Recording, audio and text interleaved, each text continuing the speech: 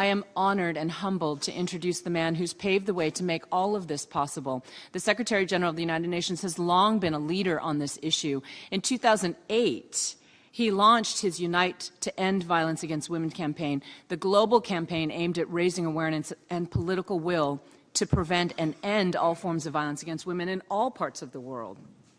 The campaign has brought together the UN system and the people around the world from all walks of life, united in action and in orange against the global scourge. It is something for which we are all deeply admirable.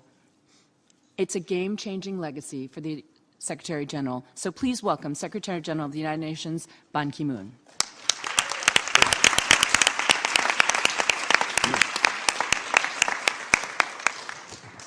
Thank you for your commitment.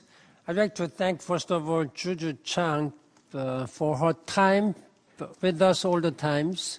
She's a very, very busy person working on matter of seconds all the times. Thank you very much for your always availability and commitment for this very important cause. Your Excellency, Ambassador Karel van Oosterom, permanent representative of Netherlands, Ms. Fumzile Umlambo Nkuka, Executive Director of UN Women, Ms. Juju Chang, distinguished guests, dear colleagues and friends, ladies and gentlemen. It's a great pleasure to join you today. Since this will be my last observance this day, Orange Day, as Secretary General, I want to thank all of you for a decade of remarkable global activism towards ending violence against women and girls. I'll try to participate in Korea, and I'll be with you in spirit in the future.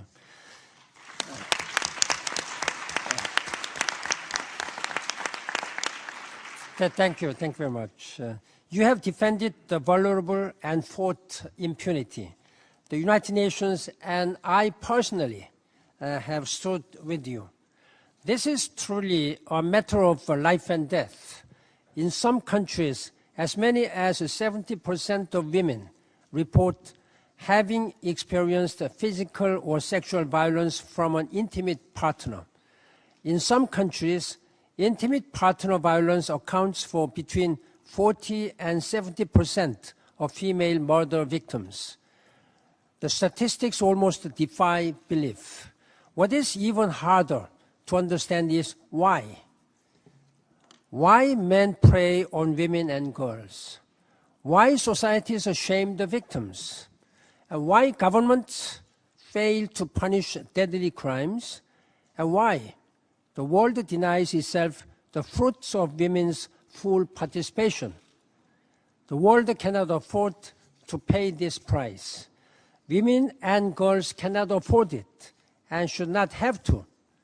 I have tried to put the full UN machinery behind our efforts to rid the world of violence against women and girls, including through UN Women, the Unite campaign, the network of men leaders, and my own constant advocacy.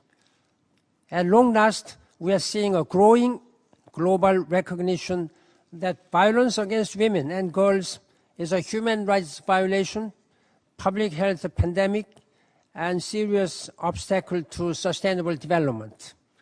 Yet, there is still much more we can and must do to turn this awareness into meaningful prevention and action. These efforts are chronically underfunded. I call on governments to show their commitment by dramatically increasing national spending in relevant areas, including in support of women's movements and civil society organizations. I also encourage world leaders to contribute to UN Women and to the UN Trust Fund to end violence against women. We look as well to the private sector, philanthropists, and concerned citizens to do their part. I have seen much horror during the past 10 years, but I have also seen great heroism and resilience by women risking their lives in the fight for human rights and by girls reclaiming their lives following unspeakable attacks. Some of the most impactful and inspiring moments of my entire term as Secretary General occurred in the context of our struggle for women's empowerment. I will never forget my conversation with girls and women at the Heal Africa Hospital in Goma, DRC. And I will always remember my meetings with one of the world's great advocates, Malala Yousafzai. I thank everyone who has joined to support this vital cause, including you here in this room. Today, we are seeing the world lit up in orange, symbolizing a bright future for women and girls. With investment and political will, we can keep these lights shining for good. Thank you very much.